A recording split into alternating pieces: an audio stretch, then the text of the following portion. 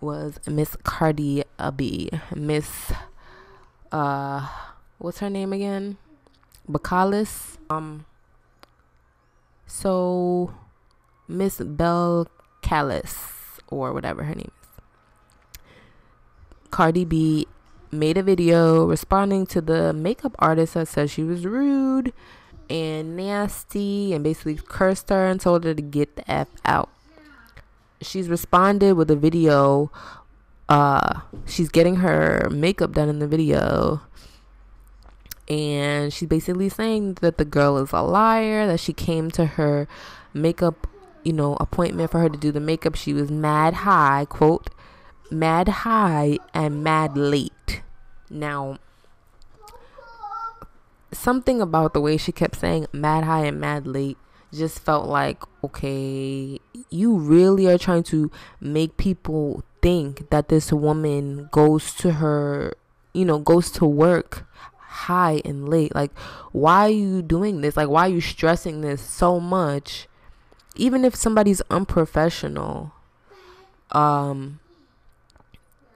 don't you understand how that goes? I mean, Cardi B has been unprofessional a lot. Like, this girl is unprofessional. It's like, Cardi B, you're not professional. Like, you throw shoes at fashion events that you're supposed to be attending to network. You're throwing shoes and trying to run up and jumping around like I'm not gonna go there, but it's just it doesn't make sense that you're talking about professionality, right? And professionality, is that a word? Professionalism.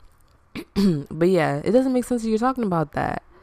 And then on top of that, you keep saying she's mad high and mad late. Okay, why? I'm a type of person where I feel like if you're gonna throw an accusation out as heavy as somebody went to work high, you need proof. Like, you can't just throw that accusation out and say that this person went to work high. This person was, impaired while on the job. Especially somebody who works for themselves, like a makeup artist. Like, you can't just throw that out there without proof. So I don't think that was cool for her to do, because she has no proof. No proof that this girl came mad high and mad late. These are just accusations at this point. And it just makes Cardi look like a fucked up person to me. Like, I mean, she's already looked like a fucked up person to me, if I'm being honest. But this kind of adds to it. And I just think it's wrong. Even if what she's saying is true, you cannot just say that unless you actually have proof, because this can be really damaging to this girl's career and her ability to support herself. So yeah, I don't think that that's right.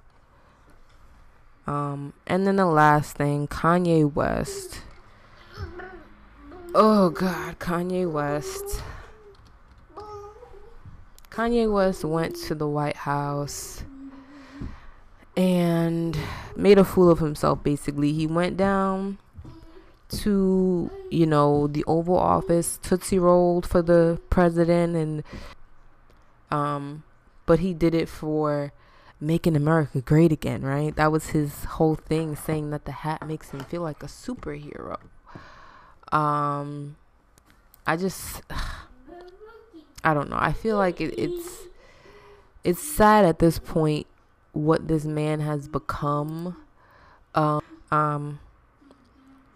Kanye West has basically sat there and talked about, well, black people don't feel like this, and I don't think black people feel like. Don't speak for us, Kanye. We don't want you to speak for us. Shut the fuck up. If you want to make America great alongside Trump, and you follow what he has laid out and you're in alignment with that, you ain't in alignment. You're not in alignment with what most of black people in America are doing, because we're not doing that over here. So don't talk about what we want or how we feel. Like, I just kept getting so irritated when he kept being like, I feel like black people do this, and I don't feel like black people feel like this, and I'm like, what? Everything he was saying was like, there were so many things that were not based in reality. that he was saying. You know, I don't even want to go through everything he was saying. I think we all know that Trump stands for the opposite of everything that Kanye is trying to do. You know, there was a point in the interview when Kanye said that racism can't stop him because it's an invisible wall. And that really got up under my skin too, because I'm like, okay, all right, Kanye, you know, I'm glad that Kanye doesn't feel like racism can stop him. I'm glad that he feels like it's an invisible wall for him. But guess what? For most of us, it's not. For most of us, it's not an invisible wall. It's a very visible wall. And you know it when you come up against it. Because it happens time and time again when you're black. It does. It's to the point that I'm you know, in my mid-30s. So by this time, I know what racism looks like when I come up against it, even when it's disguised.